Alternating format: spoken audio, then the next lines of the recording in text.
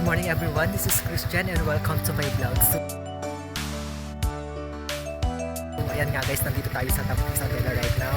As you can see, pupunta kami bunot ng punla. So ayan, ang ginagawa nila sa likod is nagbubunot sila ng pangtali. As you can see guys, pangtali sa punla ng palay. So yan daw ang gagamitin para pangtali doon sa palay na bubunutin namin. So let's go guys, tara magbunot ng palay. So just keep watching and keep subscribing sa sino pa po yung mga first timer pa dyan at mga hindi pa nakasubscribe sa aking YouTube channel. Just subscribe po sa aking YouTube channel guys. So ayan, as you can see, our background is like this. So ito pala yung tabok. Yan, as you can see, there's have a lot of mountains over there. So siguro doon kami pupunta at ipapakita ko sa inyo kung ano yung magandang view doon. Paano ba yung pagbubunot ng palay. So let's go guys, just keep watching. So welcome back to my YouTube channel guys. So ayan, nandito na nga tayo sa may palayan. As you can see, nasa paligid tayo ng palayan. So this one is rice field guys. So ayan, napakaganda. I'll show you kung gaano siya kaganda. So ang hawak-hawak natin ito yung pang-tali natin ng punla. Pang-tali natin sa mga ganyan po. Ito guys, nakalakihan namin yung magtanim, magbunot kasi tinuruan kami ng mama at papa namin na dapat kailangan lahat ng trabaho is kaya namin, hindi lang yung mga pagiging work sa office o work sa computer o work sa mga finance, gano'n. Dapat alam natin lahat, dapat yung mindset namin is kaya lahat ng mga trabaho kahit saan ka man ipunta, gano'n guys. So what if nag-apply ako sa Japan, di ba? Mostly trabaho sa Japan is a factory and mostly din nasa field din sila guys. So ayan, kaya ito ang vlog natin for today. So hindi ko ikakaya to guys kasi ito naman yung nakalakayan namin trabaho. Ito naman yung hindi naman nakalakihan namin trabaho. What I mean is tinuruan kami kung paano maghirap kung saan kukuha ng pera. Yan, kasi nung bata kami guys, napakahirap talaga ng pera. So ayan guys, kaya tinuruan kami habang bata pa kung paano maghanap ng pera. So paano magtipid, paano gumasto ng pera. Kaya yun guys, kaya tinuruan kami talaga ng mga parents namin. Ever since, ko din nakapagtrabaho ako sa abroad, pero meron yung time na hinahanap ko din naman yung mga trabaho din sa Pinas na kasama yung mga magulang ko. Kasi mostly yung trabaho ko sa abroad is more in computers, waiters, ganun. Kasi all around dapat.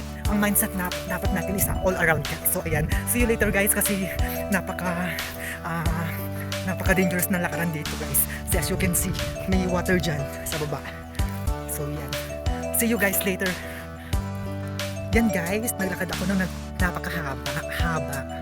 Yan, so hindi pa namin nararating kung saan kami pupunta. Yan yung mga views dito sa pinupunta namin. Ito nga pala yung tabok guys. So nandito kami sa tabok. So pumunta sila mama dito para magtanim. So ayan, kasusunod ka lang kahapon kasi wala naman akong ginagawa sa bahay. Kaya sa mga bagot lang ako doon. So sumama na ako. So nagpasundo ako sa kanila. Yan, para mag-vlog na din. So para may pang-content. So ayan guys. So ito yung lakaran natin. Napaka-dangerous sa mga vloggers, dangerous to guys, baka mahulog yung mga cellphone natin. So ayan na si mama. So napakalayo, ayan, para siyang hagdan pala yan. Ayan, so parang na-excite ako kasi first time ko na naman gawin to. Last mong ginawa to since 2015.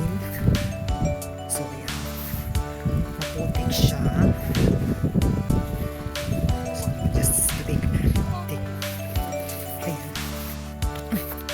Napakahirap ng daanan guys, as you can see.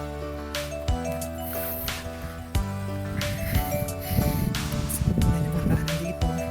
Oh, hindi nga tayo nadulas guys. So ang ganda ng mga bundok dun. Kita nyo ba yung bundok guys? Ayan, malapit lang tayo. So, first time kong pumunta sa lugar na to. So it's interesting on siya bundok. So maputik na guys. As you can see sa pa ako, may putik-putik na. Maliit na bahay doon. Doon siya, maliit na bahay. So ayan, may mga saging doon. May konting mais. Yan, may konting mais.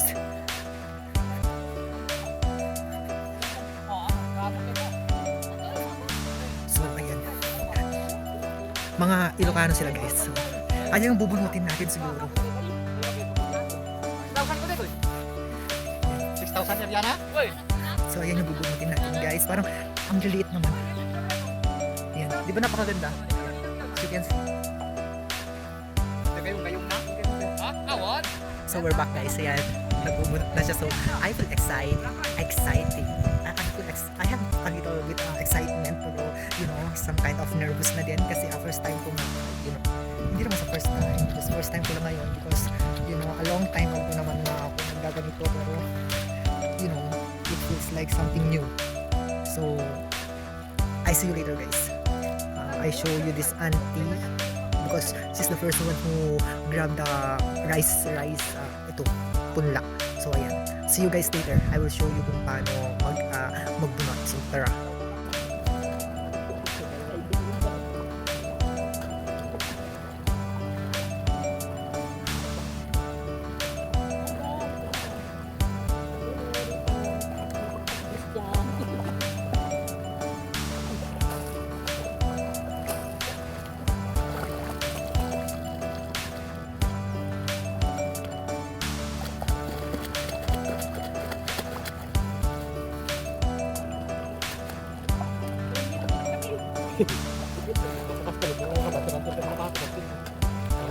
So ayan guys, nakakuha na tayo ng isa. So ganyan lang yan. Ganito lang guys ang pagbubunot ng palay. So let's do it for the future. So charot. Ayan, kailangan lang natin siyang bunutin ng dahan-dahan. Yan, napakarami niyang ugat. Kailangan natin siyang hugasan sa tubig. So saka tatalian natin siya. Ganyan pa rin pagtali. So yan. Yan. Sirain mo siya. So yan. Yan guys. So another one. Kailangan natin magbunot ulit.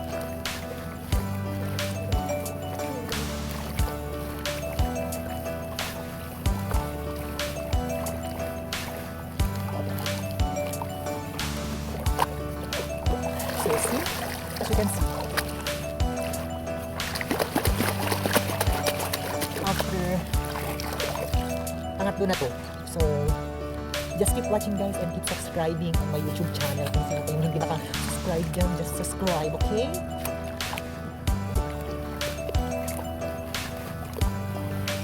Ganito kahirap kumita ng pera dito sa Pilipinas guys. Kaya yung mga nagbabalak yung mag-aaral pa yung mabuti para hindi maranasan to.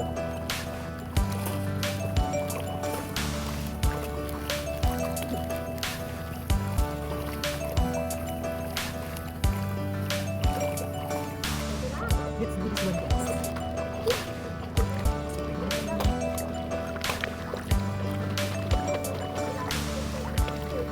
Nakakahirap.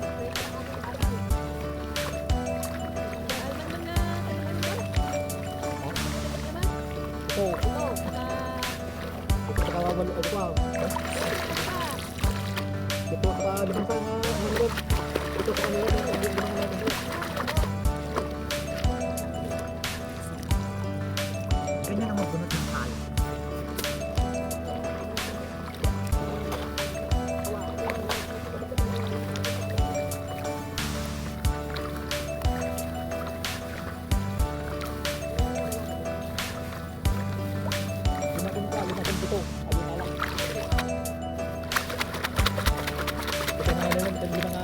Another one.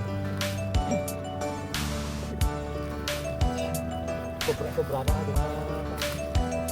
Nagbuhat.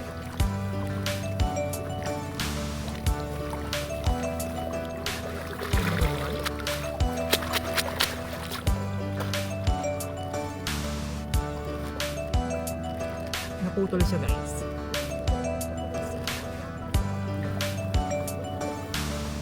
So ganyan lang. Kaya magbunot ka tayo guys.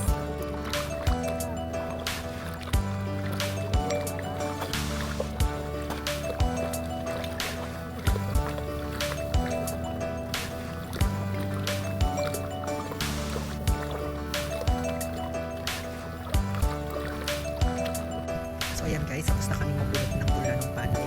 Yan, papakita ko sa inyo. Yan, tapos namin napakadami guys. So ayan yung mga binunot namin. Meron pa dun sa taas kaso mamayang hapon na. Ayan. Tapos pagkatapos ng bunot, tataniman daw to.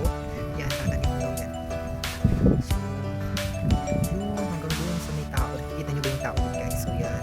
Yan, hanggang dun sa taas. Yan, tataniman. Marami naman silang magtatanim mga kanya. So yan.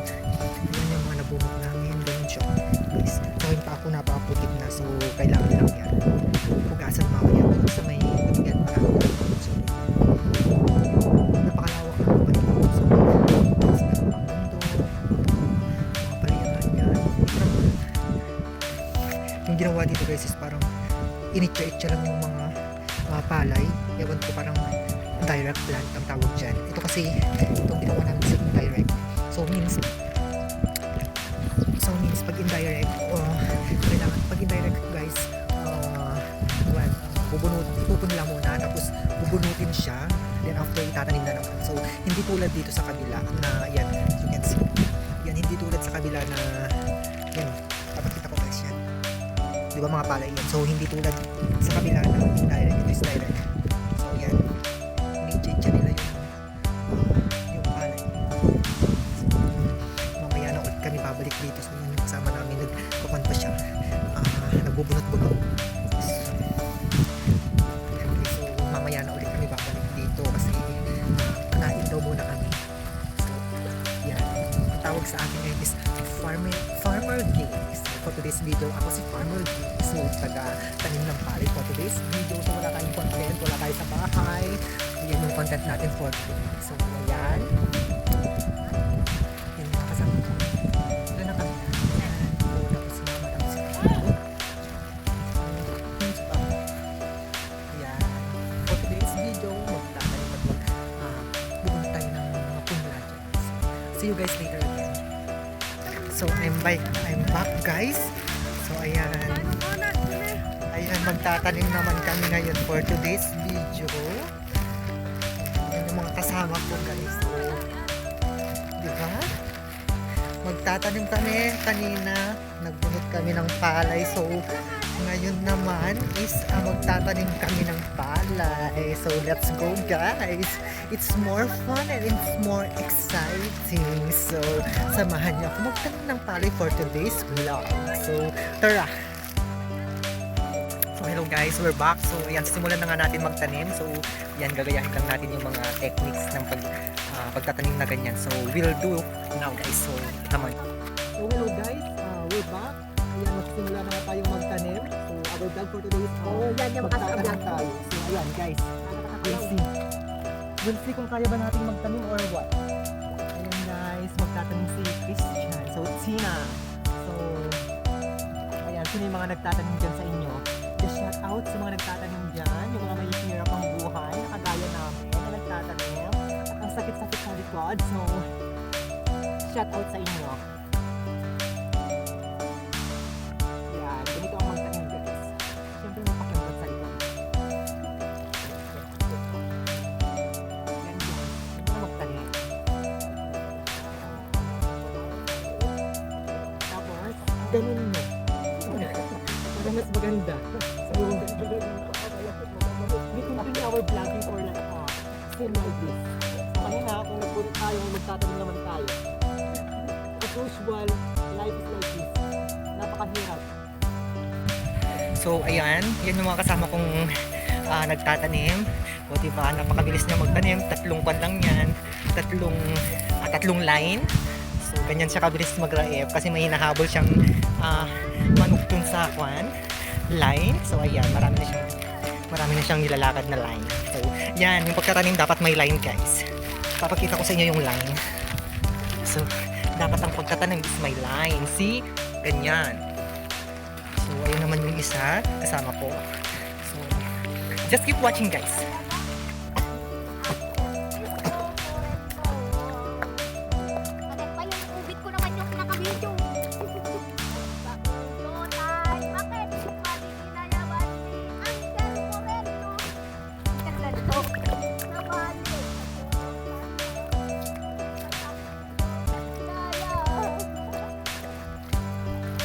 So ayan, ganyan, yung pagtatanim is pa-attract.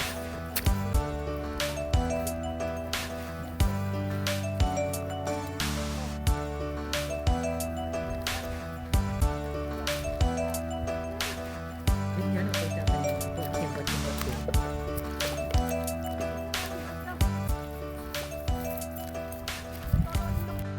Hello guys, yan nga.